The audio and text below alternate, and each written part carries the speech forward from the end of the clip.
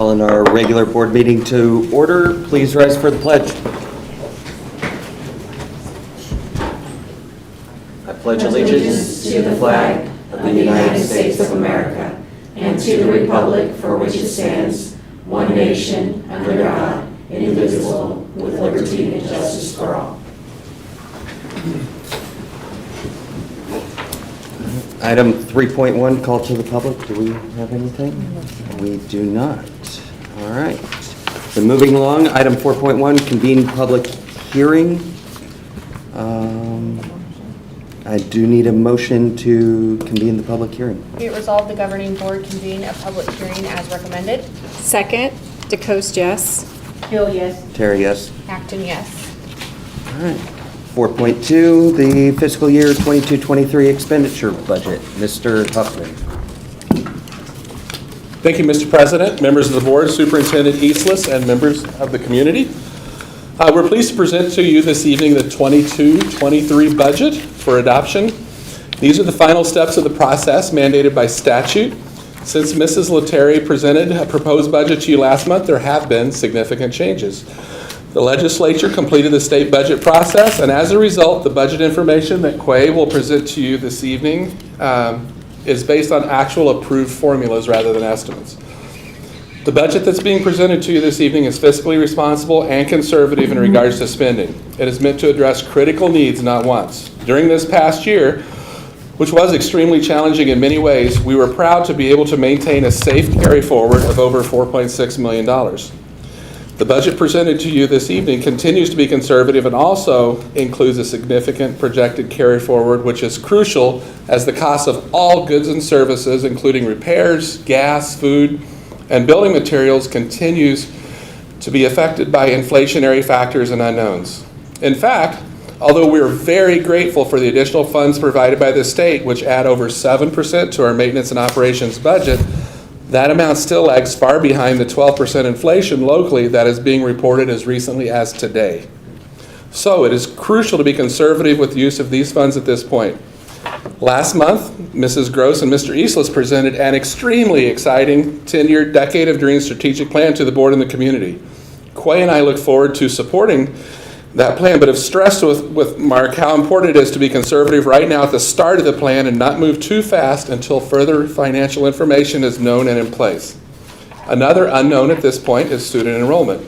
This budget uses conservative projections to help ensure we do not overextend ourselves, but if a much greater number of students enroll, like what happened last year, we'll be happy to review the budget at that point and engage with the Meet and Confer team to discuss salaries as appropriate.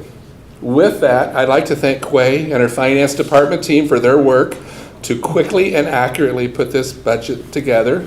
Quay?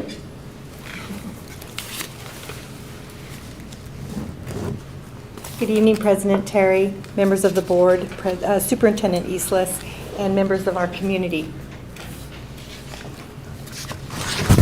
So I'd like to present to you the actual expenditure budget for adoption for our fiscal year 2023.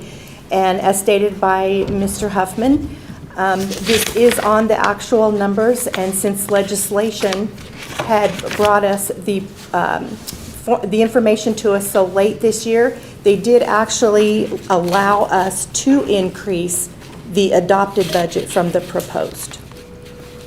So as far as statutory requirements, we have to prepare and propose a budget to you no later than July 5th. And the governing board excuse me, meeting will be held to has to adhere to the 24-hour standard notice of board meetings. And we did post on our website the link to the Arizona Department of Education's website so that someone could view the proposed. We will be doing the same for the actual budget and the summary. And then the governing board must adopt the budget by July 15th.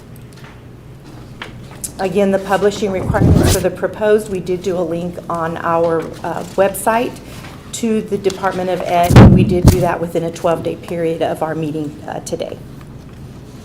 So some of the state funding changes, we were allotted an additional $329.74 or 7.4% increase on our base level for our M&O. We were allotted a 2.17% increase for our transportation route miles. And then they also included a capital or DAA increase this year, which was about 11.4% or $64.16 per student. And we have not had that in the past. Here's some of the budget changes. So that 2% for our growth, average daily membership was about 190 additional students. And as we said, we are hoping obviously for more growth, but wanted to be conservative in bringing you a budget that we could operate under as of today. The maintenance and operation increases by almost $4 million, it's 3.8. And your capital is a little over $1 million. Your classroom site will be almost $2.1 million. And then you'll see where our bond building is decreasing due to us completing the projects under bond by about $17 million, and we're hoping to have all those completed from our $55 million bond as of the end of this year. So as far as our budget financial commitments, the salary increases for our employee, it was an average of about 3.5% increase, or just under $2 million. We had an additional insurance benefit that the district determined that we were going to carry rather than passing on to our other employees' portion that they pay, and that's almost $275,000. There's an inflationary cost that I built in here, as Tom had related to, that now we're within about 12%, but this gives us about 10% that I've added in here for a buffer. So our total additional costs are about $3.3 million. When I look at what our projected costs based on where we were at the end of this year, we have close to $70 million. And then with the projected of what we believe our expenditures are going to be in total, $73 million. Our adopted budget is a little over $78. And then it leaves us a reserve for potential additional expenses of about $5.3 million. So as we move forward, our next step will be to request that you adopt the expenditure budget tonight as I have given you the information, and I'd like to see if you have any questions.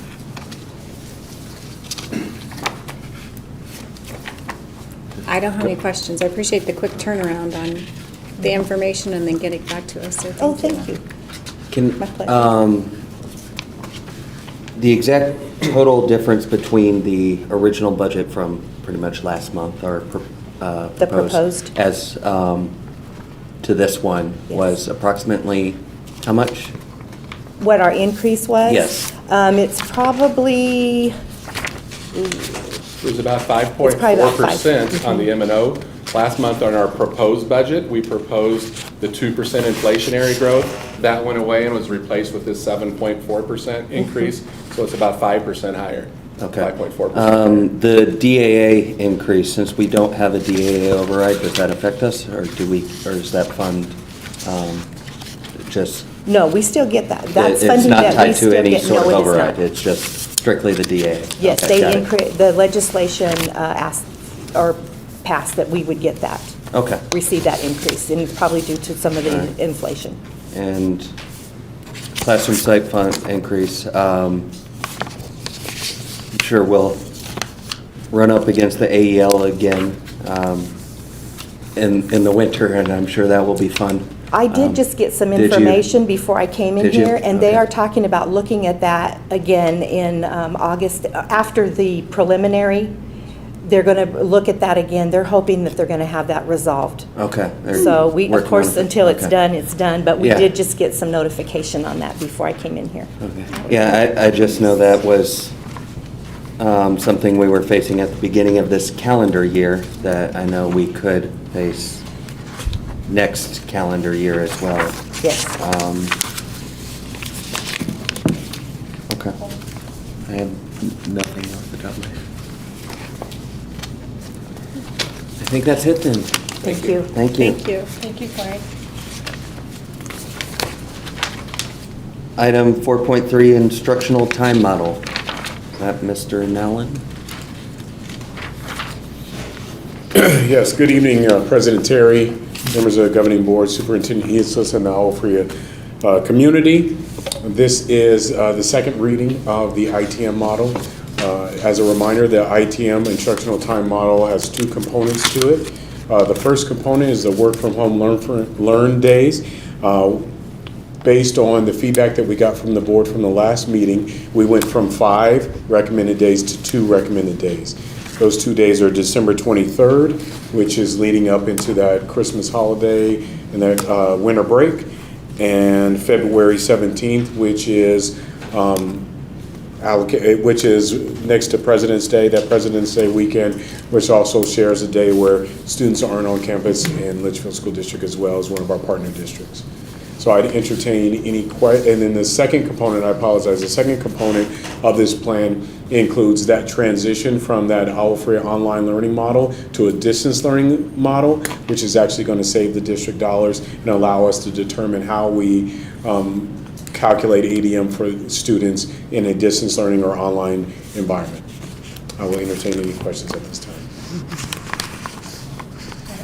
I don't have any. Thank you for making adjustments.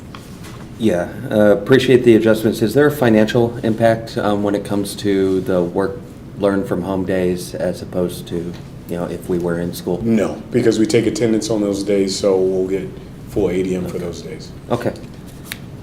That's all I have. Thank you. Thank you. Thank you. Do you want a motion to adjourn? Yeah, item 4.4, motion. Yeah, I'll entertain a motion. Be it resolved, the governing board adjourn the public hearing. I second that. DeCoste, yes. Hill, yes. Terry, yes. Acton, yes. 5.1, hometown grant award. Mr. Nowlin, again. Good evening.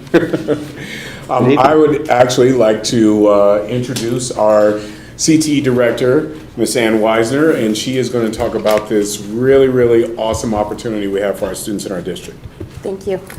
President, Terry, board members, Superintendent Eastless, and the Agua Fria community.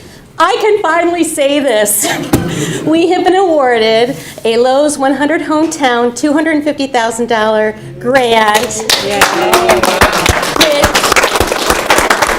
will be used to revamp our construction lab area at Agua Fria High School. If you've ever been back there, it is uneven asphalt, it is dangerous, you can't build a flat anything on that, and they're going to put drainage ditches in. They're going to put another 40 by 40 shade structure so we can utilize that outside area. And this is all because of one of our business partners that, if you were around pre-COVID when we did the picnic table project, Dennis Houtender from Timberland Pro is an acquaintance, and he sort of took us under our wing and helped us with this, connected us with Generation T and Lowe's and Chase. We already had the community support from, and Mikata Tools. And he came up with this, he found out about it, and he said, we have this grant project. He goes, I need some information. So I quickly got him some information. We turned it around in a week, and then in mid-March, I was notified that we were the top 200, and I could not tell a soul, except from all the people who helped me here at the district, between Tom and Philip and Quay, and Kyle, and everybody who had to bring things together. Kyle Brumbaugh, who used to be our film and TV teacher, is now construction, made a great videotape for us, and we got everything in on time, thanks to Quay and Rosa, with seconds to spare because we needed a piece of paper they said we didn't need. And oh my gosh, I got a sneak peek in June, and I was told at the beginning of June, I said, you cannot tell anyone, because if this gets to the press, you will be disqualified and lose your $250,000. Wow. Connor Lewis from Chase had budgets ready for us. It was absolutely amazing, all the teamwork that went into this, and it's just this community. It is absolutely this community. So with this $250,000, like I said, we're going to get the shade structure, we're going to rebuild, we're going to get drainage ditches so when it rains it doesn't flood all of their equipment. We're going to get new equipment storage areas, inside and outside. And as part of this, in Lowe's 100-year birthday, they have the Red Vest Days, where Lowe's will come in one day and they will help us build out all of these structures inside and outside to store all of our equipment and supplies and all of our wood and concrete so it doesn't get wet and all that fun stuff. And we're also might have an NFL player or two show up on that day. So anybody want to swing a hammer, use a screwdriver with us? We're actually going to be there. And just so excited to be able to bring this to the community and to our school. It's very well needed. So I just wanted to share. Are there any questions? No questions. Congratulations. Exciting. Thank you, everyone.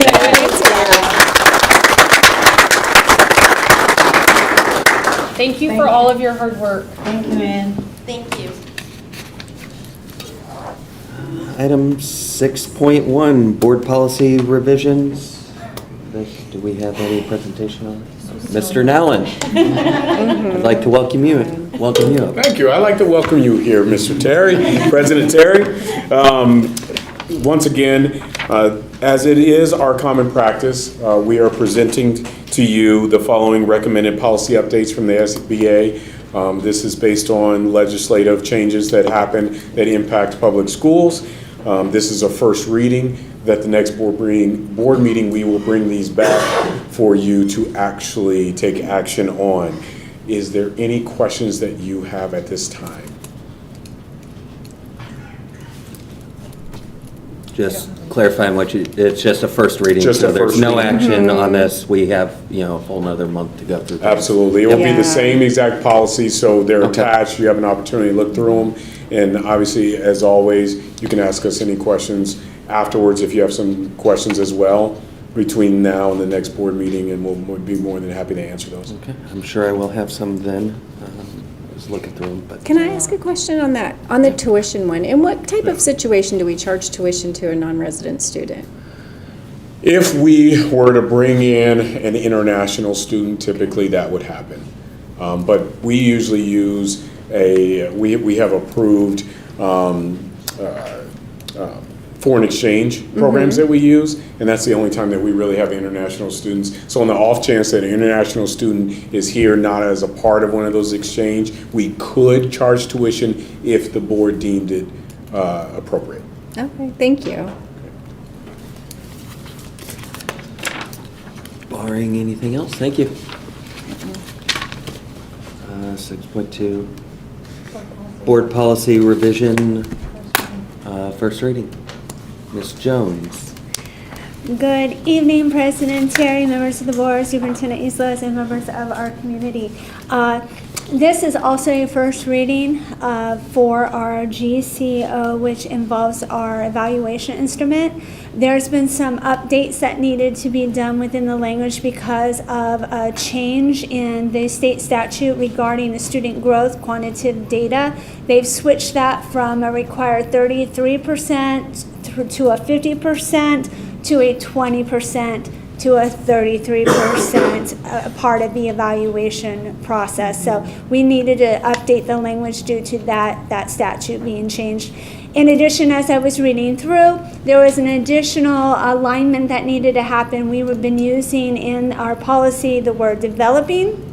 However, in the past and current evaluation instruments, we have been using partially effective.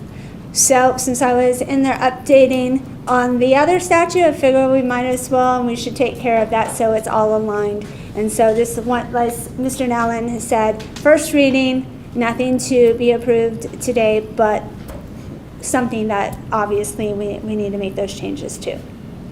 And we plan on bringing back the new evaluation system instrument that we tabled in June.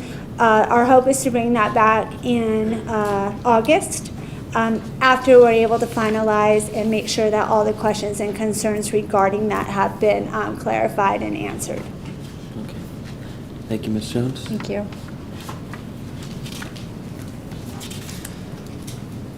Item 7.1, consideration of approval of the minutes of the June 15th, 2022 regular board meeting.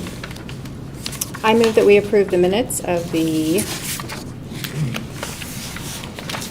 June 15th, 2022, regular board meeting as presented. I second. DeCoste, yes? Hill, yes. Terry, yes. Acton, yes. 8.1, action on consideration approval of the maintenance and operations and district additional assistant fund budgets for the 2022-2023 fiscal year. First of all, Mr. Terry, I did, actually, I had my folder with me and didn't realize it, but it was actually a little over $6 million increase from what we presented at the proposed to what we have now at the adopted. So unless there's further, go ahead. Oh, well, on that, what percentage of that do we specifically have earmarked or right now under the new budget? Or are we holding that more towards the carryover to see where we are financially? Let me go, I'll go back moving here. forward? Oops, let me go, see if I I can hope I'm not find that. repeating, kind of No, you're forcing you fine. to repeat. I think I can bring up mine. No. Can you bring up mine? Thank you. So if we look here, these numbers that you're seeing, this includes our carryover, which was about 4.6 million.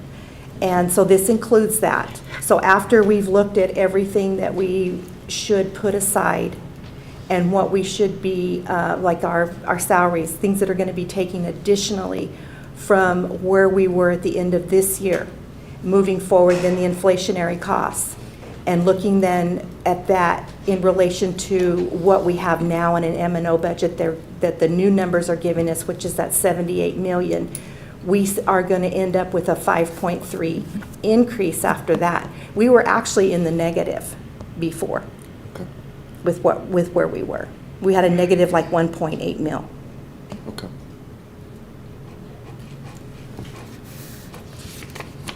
That's all I have. Nope. All right, I'll entertain a motion on 8.1 then. I recommend the governing board approve the maintenance and operations and district additional assistance fund budgets for the 2022-23 fiscal year as presented. I second. DeCoste, yes? Hill, yes. Terry, yes. Acton, yes. 8.2, review and approve pro statement for the November 8, 2022 M&O override election. Ms. Griego.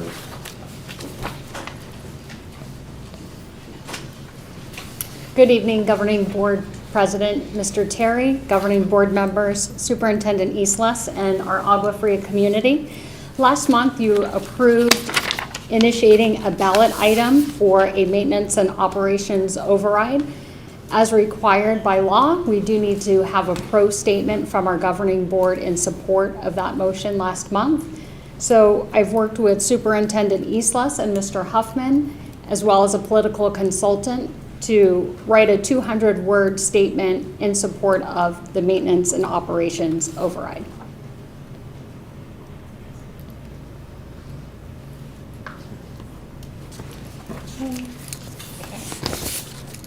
Do you have anything, Jane? Well, I just kind of wanted to talk about, and it's kind of one versus the other, even though we're not on the bond yet.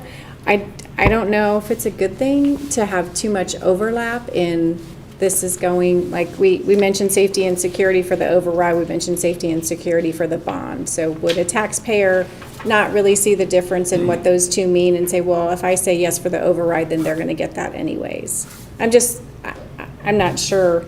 I'm not opposed to putting it in both, but I just want to make it very clear to the taxpayers what it means.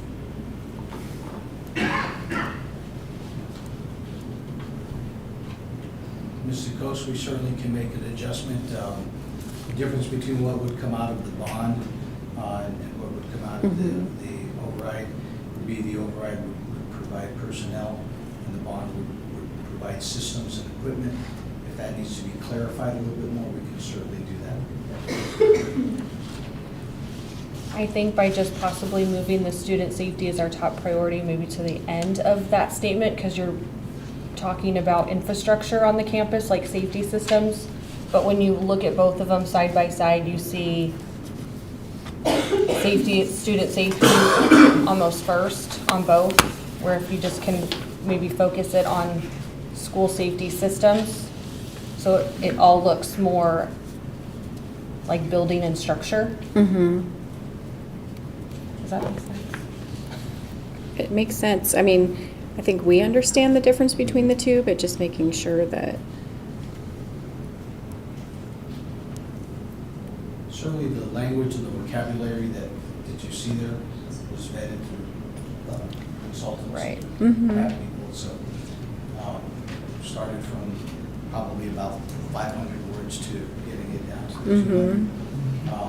And the order that I believe it's going to be seen on the ballot is the override will be first, and then the bond will be second.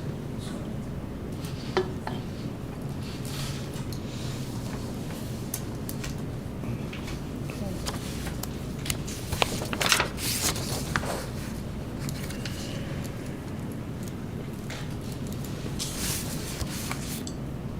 Is there a request for any edit on that?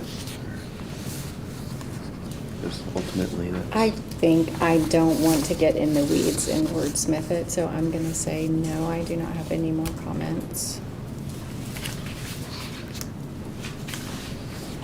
Any other questions? If not, I'll entertain a motion. Thank you for including all 5 of our high schools in the statement so that everyone is clear who this is supporting. And so also all the different cities that we service too. I thought that was good.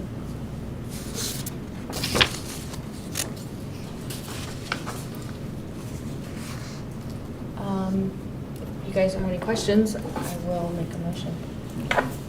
Be it resolved, the governing board approves the joint pro statement in favor of the maintenance and operation override to appear in the information pamphlet as presented. I second. DeCoste, yes. Hill, yes. Terry, yes. Acton, yes. 8.4, 8.3. Be it- Review and approve Mhm. pro statement for the November 8th, 2022 special bond election. Be it resolved that the Ms. governor. Griego, hang on. Oh, do we have to do it again? Yeah. Yep. She I presents, mean- she presents again? Well, I wanted to Oh. give you an opportunity on that, yeah. There So are 2 different items, sorry. Good evening. Similar to the maintenance and operation override, the governing board also approved placing on the ballot this November a bond initiative. With that, the governing board is required by law to also submit a pro statement for supporting the bond. So before you, we've crafted a 200-word statement. Again, this was in collaboration with Superintendent Eastless, Mr. Huffman, and our political consultant, and it's here for you for your consideration. I did have a question on this, just, again, what Ms. DeCoste was on the last one, with order of things. I think the biggest thing with that bond election is potentially a new high school, yet that's kind of listed as a finally, almost an afterthought in the bond statement. I don't know if I'll trust there was thought put to that, but, you know, when I'm talking to people, just, you know, I talk about the growth out here. 16 years, we built 1 school, yet our student population has almost doubled. Like, the primary purpose, most of the funding from this bond will go for a new high school, and I think being upfront and clear as possible with that is my preference. But I will open up to other concerns, or if you, if there's a reason it's at the end. I could definitely take your recommendation similar to the one that was made before and move it from the 3rd item listed under the schools to the 1st item listed. The reason that safety is mentioned on both as a highlight is that seems to be a #1 concern of our constituents. This is information from the political consultant. Yeah. I guess I just want to make sure we're being, like, aside from trying to wordsmith things to make them sound the best, just being as upfront and concise as possible with what this is for. So that would be a request of mine, but I will open it up to fellow board members. So that's a request from one singular member.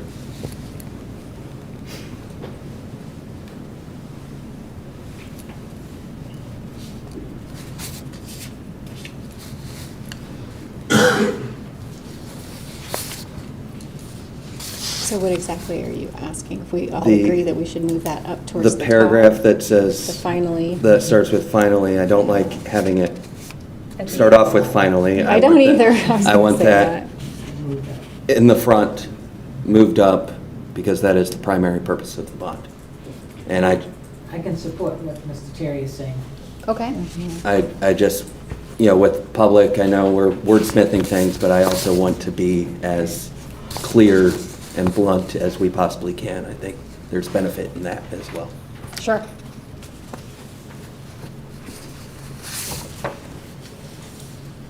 So if someone wanted to craft a motion saying that very thing, we would not need to bring it back to you again in August. Okay. We can approve the motion with. Yeah, minor I'll prove it, adjustments. or is it with minor adjustments? With the minor adjustments. Okay. Instead of as presented, you recite with the changes requested and Okay. we can. Okay. Um, So be it resolved that the governing board approve the joint pro statement in favor of the special bond election to appear in the information pamphlet with the minor adjustments that were presented by President Terry. I second. DeCoste, yes. Hill, yes. Terry, yes. Acton, yes. Thank you, Megan. Thank you, Megan. 8.4, consideration and approval of instructional time model for the 22-23 school year. If anyone has any questions for Mr. Nallen, I don't know if you have another presentation. I do not. If there's no questions or discussion, I'll entertain a motion. Be it resolved, the governing board approves the instructional time model for the 2022-23 school year as presented. A second? DeCoste, yes. Hill, yes. Terry, yes. Acton, yes. Thank you, Mr. Nallen. 9.1, consent agenda. Is there any item anyone would like to see pulled? Or questions? Or any questions, any discussion?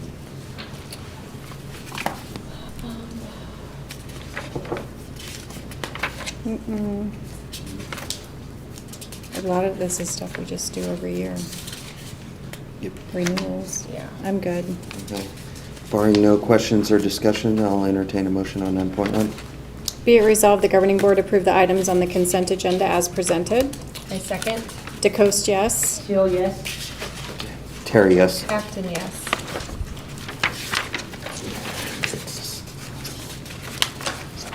So that's all mine, right? 10.1, comments and or information from Superintendent Eastless and his cabinet.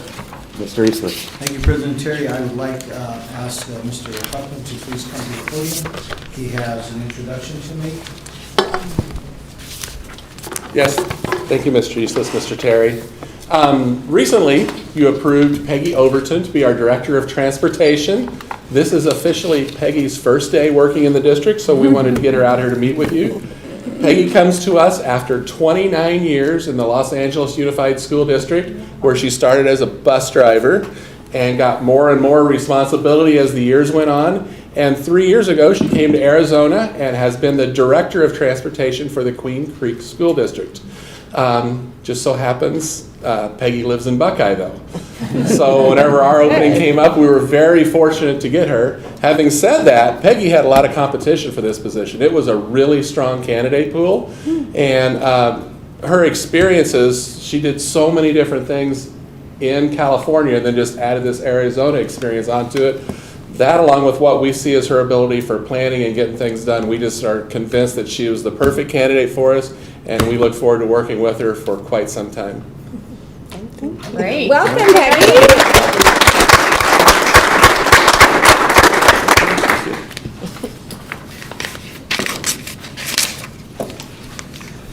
President Terry, I also wanted to report that I have been working with Superintendent Dr. Hargrove at Avondale, also Superintendent Jody Gunning at Litchfield, and we are having a safety summit planning session on, I believe, July 28th.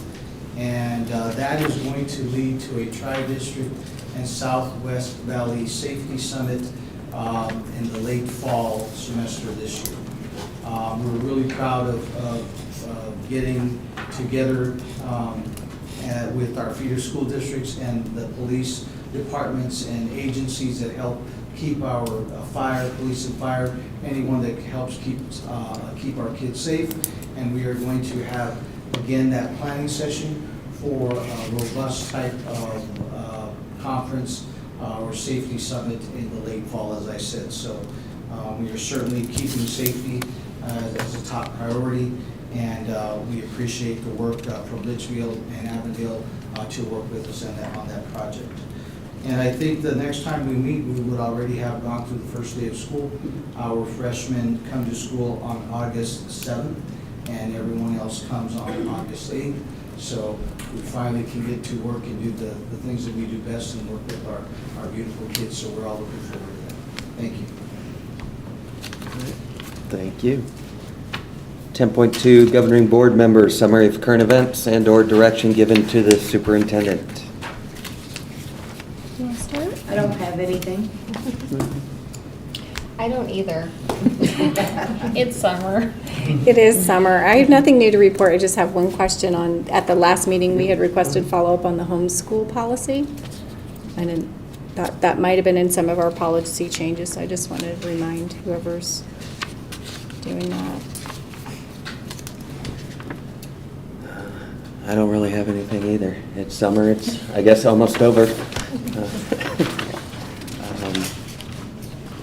I'm just looking forward to getting another year started. So with that, 11.1, request for future agenda items. Hearing none, we can move to 12.1, consideration to adjourn. Be it resolved, the governing board adjourns the regular board meeting of July 13th, 2022. I second that. DeCoste, yes? Hill, yes. Terry, yes? Acton, yes. We are adjourned. All right.